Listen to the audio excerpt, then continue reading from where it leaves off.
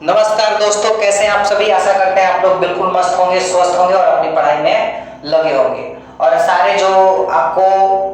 सारे सब्जेक्ट के जो आपके गुरुवेश कोचिंग सेंटर पे ऑनलाइन क्लासेस देखने को मिल रही हैं, वो सारे चीजें आप अच्छे से कर रहे होंगे। और कि एक बात मैं आप सभी से कहना चाहता हूँ, बताना चाहता हूँ कि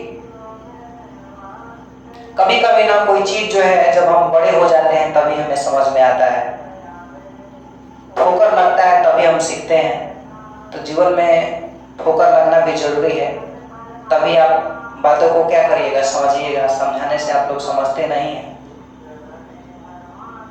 तो इसके साथ आज हम लोग चैप्टर 7, जिस चैप्टर का नाम है ओ सादा नीरा, जिसके लेखक हैं जगदीश चंद्र माथुर, जिनका जो निधन हुआ था 14 मई 1978 ईस्वी को। उनका जन्म कब हुआ था, इस चीज को आप अपने कमेंट सेक्शन में बताइएगा। हर रोज उनका जन्म मैं आपसे कमेंट सेक्शन में पूछता हूँ। और आज जो है वो आप लोग को कहानी से रूबरू नहीं करा पाऊंगा, काफी लेट हो गया है। एक और लेक्चर को रिकॉर्ड करना है इंग्लिश का। तो बुक आपको क्लास में पढ़ाया जाता है। जिन बच्चों को ऐसा लगता है कि हमारे जो गुरुवेश कोचिंग के टीचर हैं, क्या रियल में उनके पास क्या ऐसी क्षमता है कि वो आपको एक अच्छा भविष्य बनाकर दे सकते हैं, तो आपको मैं अपने मुंह से क्या बताऊं। आप लोग 7 दिन आकर डेमो क्लास कीजिए और आप लोग को खुद पता चल जाएगा। चलिए विलंब नहीं करते हैं, बढ़ते हैं अपने क्वेश्चनों को। और आज इन बच्चों से हमारी उम्मीद है कि जो भी क्वेश्चन आपको देखने को मिलेंगे उसका उत्तर फटाफट अपने कमेंट सेक्शन में आप देने की प्रयास कीजिए। अभ्यास से जो है वो हमारा क्या होता है, हमारे जो भी पढ़ाई कर रहे हैं, चाहे जो चीज है, किसी चीज का तुम अभ्यास करो, उससे क्या होता है, इंप्रूव होता है उस चीजों। तो आगे देखते हैं हम अपने प्रश्न को और करते हैं।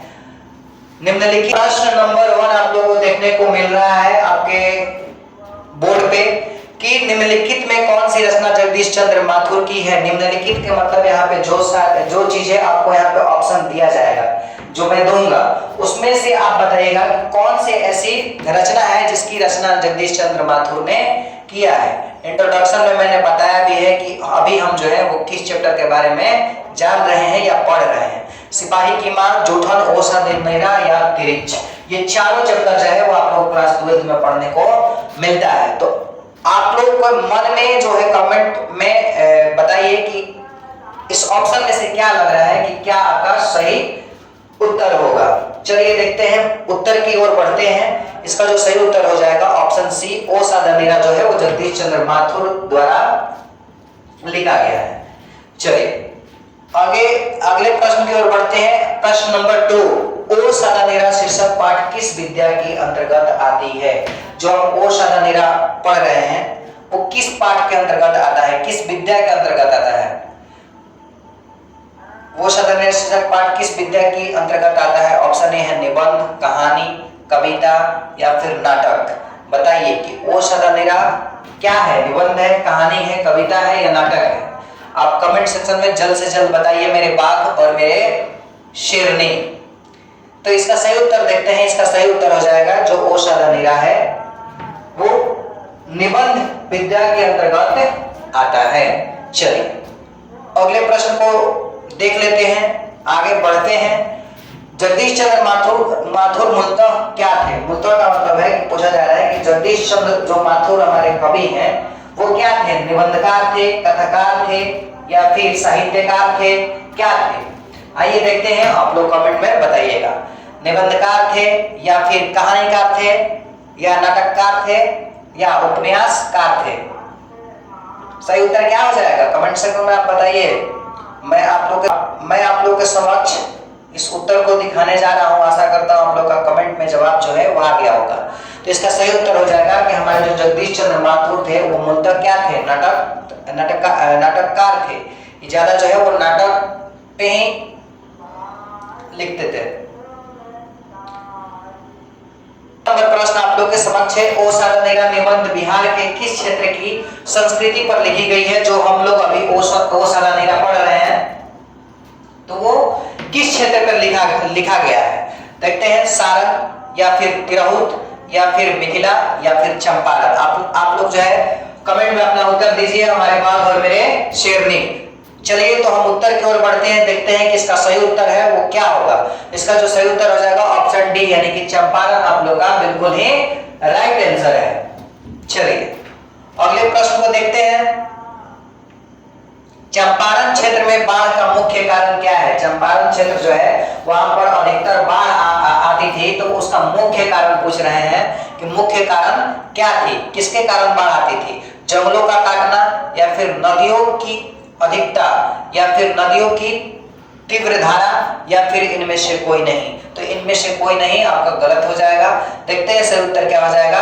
तो जंगलों का काटना जो है वो चंपारण क्षेत्र में बाढ़ का मुख्य कारण था। वो इसलिए था कि पेड़ अगर जंगल को हम काटते हैं तो उससे बहुत सारे हमारे जो है वो नुकसान होती है। और एक बात बता दूं कि अपने जीवन में हर एक व्यक्ति को एक वृक्ष लगाना चाहिए। उससे ये पता चलता है, पहला तो शुद्ध हवा आपको मिलेगी, शुद्ध ऑक्सीजन मिलेगा आपको, और आप ये भी जान सकते हैं कि आप पेड़ कब लगाए थे, आपका उस पेड़ को लगाए हुए कितने वर्ष हो गए। आप इससे ये भी मिला सकते हैं। पेड़ लगाना एक अच्छी बात है। चलिए अगले प्रश्न को देखते हैं 6 नंबर। माथुर जी किस राज्य के शिक्षा सचिव नियुक्त हैं? नियुक्त का अर्थ आप लोग कमेंट सेक्शन में बताइएगा। हमारे जो जगदीश चंद्र माथुर थे वो किस राज्य में शिक्षा सचिव नियुक्त हुए थे? आप ऑप्शन देखते हैं कि हमारे ऑप्शन में क्या क्या है। मध्य प्रदेश, आंध्र प्रदेश, यहाँ पे जो है एक जो एक आर है उसको हटा देंगे, थोड़ी सी टाइप मिस्टेक हो गया है। सी नंबर है बिहार और डी नंबर आप लोग के समक्ष दिख रहा है उत्तर प्रदेश। तो आप लोग जल्द से जल्द फास्ट से अपना उत्तर कमेंट बॉक्स में डालिए। और तो इसका जो सही उत्तर है आप लोग बताइए। आशा करते हैं सभी का जो है वो सही उत्तर आया होगा। तो इसका जो सही उत्तर हो जाएगा क्या हो जाएगा? मध्य प्रदेश में माथुर जी को शिक्षा सचिव नियुक्त किया गया था। चलिए अगले प्रश्न को देखते हैं। 7 नंबर प्रश्न आप लोगों के समक्ष है कि 12वीं सदी के लगभग 300 वर्ष तक किस वंश का शासन था? जो 12वीं सदी थी उसमें मतलब लगभग पूछा जा रहा है, एग्जैक्ट नहीं पूछा जा रहा है। लगभग 300 वर्ष तक किस वंश का शासन था? कौन सा ऐसा वंश था जो 300 वर्षों तक शासन किया था? तो आइए ऑप्शन को देखते हैं और ऑप्शन के मुताबिक आप लोग उत्तर दीजिएगा। मौर्य वंश या चालुक्य वंश हो गया है, यहाँ पे एक बिंदु छूट गया है, आप लोग लगा लीजिएगा। सी नंबर है गुप्त वंश और डी नंबर है कर्नाट वंश। तो इसका क्या सही उत्तर हो जाएगा बताइए? इसका सही उत्तर हो जाएगा कर्नाट वंश जो था वो 12वीं सदी के लगभग 300 वर्ष तक वंश का शासन कर्नाट वंश ने किया था।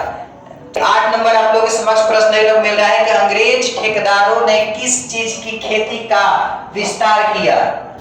जो अंग्रेज के ठेकेदारों थे उन्होंने किस चीज की खेती की विस्तार किया था? दलहन या फिर नील या फिर गेहूं या फिर तिलहन होना चाहिए था। यहाँ पे मिस्टेक टाइपिंग थोड़ा सा बहुत ज्यादा हो गया है। आदमी प्रेशर में टाइपिंग करता है तो थोड़ी बहुत अंगुलियां की जो फेर है इधर उधर हो जाती है। तो इसके लिए हम आप सभी विद्यार्थी से क्षमा चाहेंगे।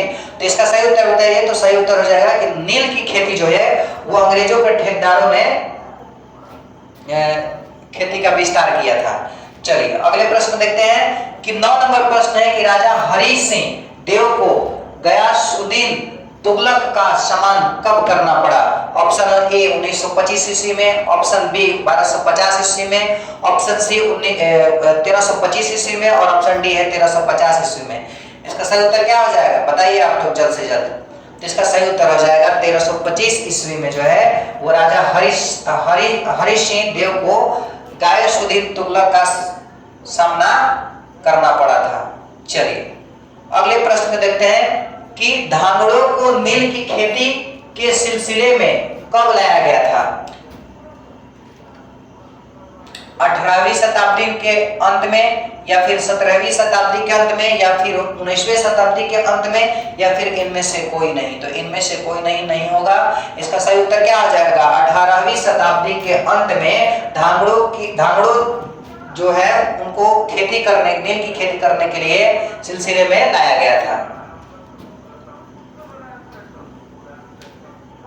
चलिए आगे देखते हैं कि 11 प्रश्न देखते हैं। 11 नंबर प्रश्न देखते हैं कि पुंडलिक जी कौन थे। ऑप्शन ए हो जाएगा गांव का मुखिया, ऑप्शन बी हो जाएगा शिक्षक, ऑप्शन सी हो जाएगा चिकित्सक। तो जो है यहाँ पे होना चाहिए था चिकित्सा, चाहे चिकित्सक, ठीक है, ये भी ठीक है चिकित्सक। तो ऑप्शन डी है राजनीतिक नेता, तो वो क्या थे पुंडलिक जी, पुंडलिक जो थे वो शिक्षक थे। ऑप्शन बी जो है आप लोग का बिल्कुल जो है वो सही उत्तर हो जाएगा। अगले प्रश्न को देखते हैं कि निम्नलिखित में से कौन सा नाटक जगदीश चंद्र माथुर रचित है। तो जो आप लोग को यहाँ पे निम्नलिखित में जो है जो ऑप्शन देखने को मिल रहा है उसमें से पूछा जा रहा है कि जगदीश चंद्र माथुर द्वारा रचित हुई कौन सा नाटक है। दीपक, या आधे अधूरे, या फिर कोणार्क, या फिर ओ मेरे मन। तो सही उत्तर आप लोग कमेंट सेक्शन में बताइए, इसका सही उत्तर क्या हो जाएगा। ऑप्शन सी आपका जो है वो बिल्कुल सही उत्तर हो जाएगा। कि निम्नलिखित में से कौन सी उपाधि माथुर जी को मिली। यहाँ पे जो ऑप्शन देखने को मिलेगा, निम्नलिखित का मतलब यही होता है कि जो आपके समक्ष दर्शाया जाए। तो यहाँ पे जो ऑप्शन आप लोग को दिखेगा उसमें आपको ये बताना है कि हमारे जो जगदीश चंद्र माथुर थे उनको कौन सी उपाधि जो है, कौन सी उपाधि मिली थी। विद्या प्रदक्षिणा, या फिर विद्या वारिधि, या फिर विद्या कामिनी, या फिर इनमें से कोई नहीं। तो इसका सही उत्तर क्या हो जाएगा। ऑप्शन बी जो है उसका वो बिल्कुल सही उत्तर हो जाएगा, विद्या वारिधि। अगले प्रश्न को देखते हैं कि माथुर भितिहारवा पहुंचने पर कौन मिले। यानी जगदीश चंद्र माथुर जब भितिहारवा गांव पहुंचे तो वहां पे कौन मिले। गांधी जी, गोखले जी होना चाहिए था, गोखले जी, पुंडलिक जी, या फिर इनमें से कोई नहीं।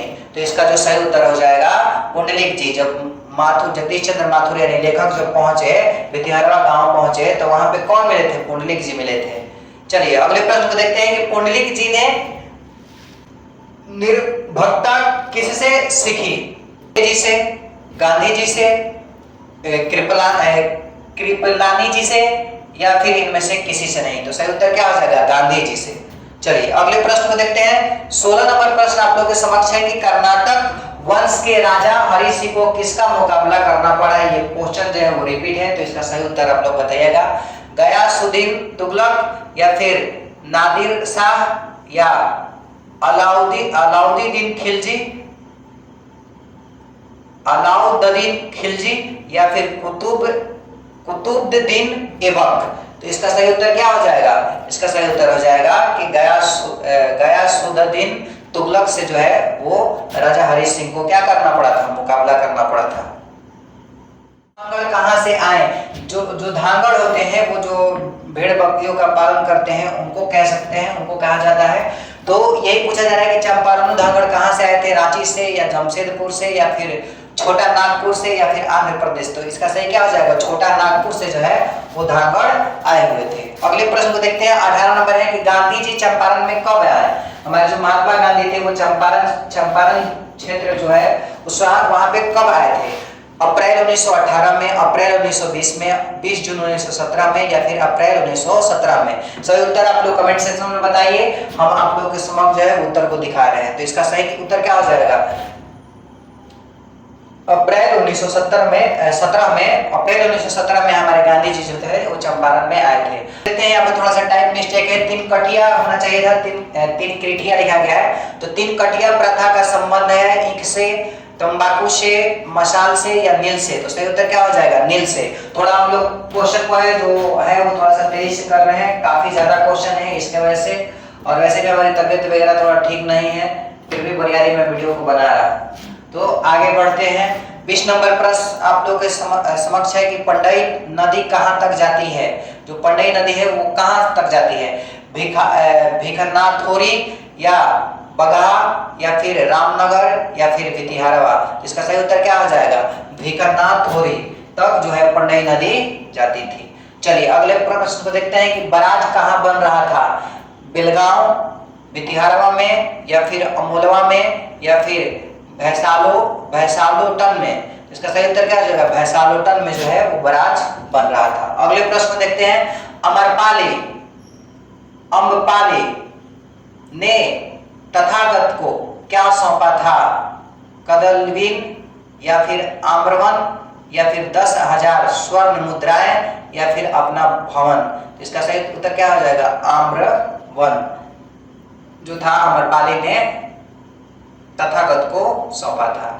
अगले प्रश्न देखते हैं कि मठ के महंत ने गांधी जी को कहां शरण दी? जो मठ के महंत थे उनको गांधी जी ने कहां शरण दी थी?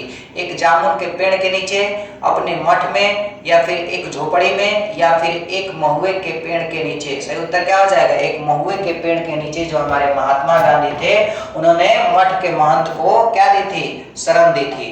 आगे देखते हैं जगदीश चंद्र माथुर का जन्म कब हुआ? माथुर लिखा गया है, टाइप मिस्टेक है, आप लोग थोड़ा सा सुधार लीजिएगा कि जगदीश चंद्र माथुर हमारे जो लेखक है उनका जन्म कहाँ हुआ। स्टार्टिंग में ही बताएंगे, इसका जो उत्तर है आप लोग कमेंट सेक्शन में दीजिएगा। आइए देखते हैं 16 जुलाई 1917 को क्या जगदीश चंद्र माथुर का जन्म हुआ था, या फिर 16 जुलाई 1918 को, या फिर 17 अगस्त 1917 को, या फिर 20 सितंबर 1917 को जो है जगदीश चंद्र माथुर का जन्म हुआ था। आशा करते हैं आप लोग फर्स्ट में ही कमेंट बॉक्स में अपना उत्तर दे दिए होंगे। आइए मिलाते हैं, तो इसका सही उत्तर हो जाएगा 16 जुलाई 1917 को हमारे जगदीश चंद्र माथुर का जन्म हुआ था। अगले प्रश्न की ओर बढ़ते हैं। वैशाली महोत्सव का बीजारोपण किया अज्ञेय या जगदीश चंद्र माथुर ने, या फिर श्री कृष्ण सिंह ने, या फिर अशोक वाजपेयी ने?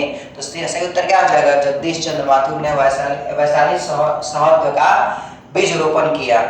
अगले प्रश्न को देखते हैं। कौन सी कृति माथुर जी की नहीं है? यहाँ पे जो ऑप्शन आप लोगों को देखने को मिलेगा उसमें से पूछा जा रहा है कौन सी ऐसी कृति है जो जगदीश चंद्र माथुर जी की नहीं है? बताइए। मेरी बांसुरी, या फिर बंदी, या फिर रेशमी टाई, या फिर कोणार्क? तो इसका सही उत्तर क्या हो जाएगा? आप लोग कमेंट सेक्शन में दीजिए, बाकी आप लोग इस उत्तर से मिलाइएगा कि रेशमी टाई जो है वो जगदीश चंद्र माथुर की कृति नहीं है। अगले प्रश्न को देखते हैं कि कौन सी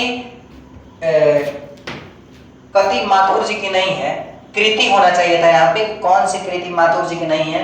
तो जानवर और जानवर, या फिर कहानी नई कहानी, या फिर यावर रहेगा याद, यावर रहेगा याद, या फिर भोर का तारा? सही उत्तर क्या हो जाएगा? भोर का तारा जो है वो जगदीश चंद्र माथुर जी की जो है वो कृति नहीं थी। दो क्वेश्चन आ गया है, दोनों में अलग अलग जो है वो ऑप्शन आप लोग को देखने को मिलेगा। तो दोनों आप लोग को बोर्ड में जो एग्जाम में आएगा इसको अच्छी तरह से याद करना है ताकि आप लोग जो गलत ना कर पाए। तो देखते हैं कि बोलते क्षण किस साहित्यिक विद्या की कृति है? ऑप्शन आप लोगों को समझ दिख रहा होगा, निबंध, कहानी, या फिर संस्मरण, या फिर हो जाएगा आलोचना। तो इसका सही उत्तर आप लोग कमेंट सेक्शन में हमारे बाग और शेरनी दीजिए। तब देखते हैं, उत्तर मिलाइए। इसका सही उत्तर क्या हो जाएगा? निबंध जो है वो बोलते क्षण साहित्यिक विद्या की कृति है। अगले प्रश्न को देखते हैं। 29 नंबर प्रश्न आप लोग के समक्ष है। ओ साधानेरा किसको निमित्त बनाकर लिखा गया है? गंगा, गंडक, यमुना, या महानदी? तो इसका सही उत्तर क्या हो जाएगा? गंडक। अगले प्रश्न को देखते हैं। 30 नंबर ओवरऑल आप लोग का प्रश्न देखने को मिला होगा कि थारन शब्द किस शब्द से विकसित है? थल, थार, या स्थल, या फिर स्थान? इसका सही उत्तर क्या हो जाएगा? थार शब्द से विकसित है। अगले प्रश्न की ओर बढ़ते हैं। बिहार के सुप्रसिद्ध सांस्कृतिक उत्सव वैशाली महोत्सव का बीज रोपण किसने किया था? जॉर्ज ग्रियर्सन ने, या फिर सच्चिदानंद सिन्हा ने, या फिर जगदीश चंद्र माथुर ने, या डॉक्टर राजेंद्र प्रसाद ने? तो इससे मिलता जुलता एक क्वेश्चन आपको देखने को पहले मिल चुका है। तो इसका जो उत्तर है वो आप लोग को गलत कमेंट सेक्शन में नहीं करना है, जल्द से जल्द इसका जो है वो सही उत्तर बताइए। तो क्या हो जाएगा? जगदीश चंद्र माथुर ने। 32 नंबर प्रश्न है कि ओ मेरे सपने क्या है? उपन्यास है, कहानी है, खंड काव्य है, या फिर नाटक है? सही उत्तर आप लोग कमेंट सेक्शन में दीजिए। देखते हैं, मिलाते हैं। इसका जो सही उत्तर हो जाएगा नाटक हो जाएगा, कि जो ओ मेरे सपने हैं वो क्या है? नाटक है। अगले प्रश्न देखते हैं कि गौतम बुद्ध का आविर्भाव कब हुआ था? 2000 वर्ष पहले, 2500 वर्ष पहले, 3000 वर्ष पहले, या 500 वर्ष पहले? आप लोग के समक्ष ऑप्शन को दे दिया गया है। इसका सही उत्तर टिक करके कमेंट सेक्शन में डालिए। और राकेश सर ने भी इस बात को रिवील कर दिया है कि अगर आपका सारा जो है वो क्वेश्चन का सही उत्तर आप कमेंट बॉक्स में देते हैं तो आपको गुरुज कोचिंग की तरफ से पुरस्कृत किया जाएगा। चलिए अगले प्रश्न को देखने से पहले इसका उत्तर जान लेते हैं। आप लोग उत्तर को मिलाइए कि 2500 वर्ष पहले हमारे भगवान जो गौतम बुद्ध थे उनका आविर्भाव हुआ था। अगले प्रश्न को देखते हैं कि राजा हरि सिंह देव को किसका मुकाबला करना पड़ा था। रिपीटेड क्वेश्चन है, जो है आप लोगों को कमेंट सेक्शन में उत्तर देना है, गलती नहीं करना है। तो बताइए, क्या गयासुद्दीन तुगलक का उन्होंने सामना किया था, मुकाबला किया था, या नादिर शाह का, या फिर अहमद शाह का, या फिर बाबर का। तो सही राइट आंसर आप लोग का ऑप्शन ही हो जाएगा, गयासुद्दीन तुगलक का जो है वो राजा हरि सिंह ने क्या किया था, मुकाबला किया था। अगले प्रश्न को देखते हैं कि ओ सादानीरा के लेखक हैं। तो आप लोगों को पता है कि जो इस चैप्टर को पढ़ रहे हैं ओ सादानीरा, तो उसके लेखक का नाम क्या है।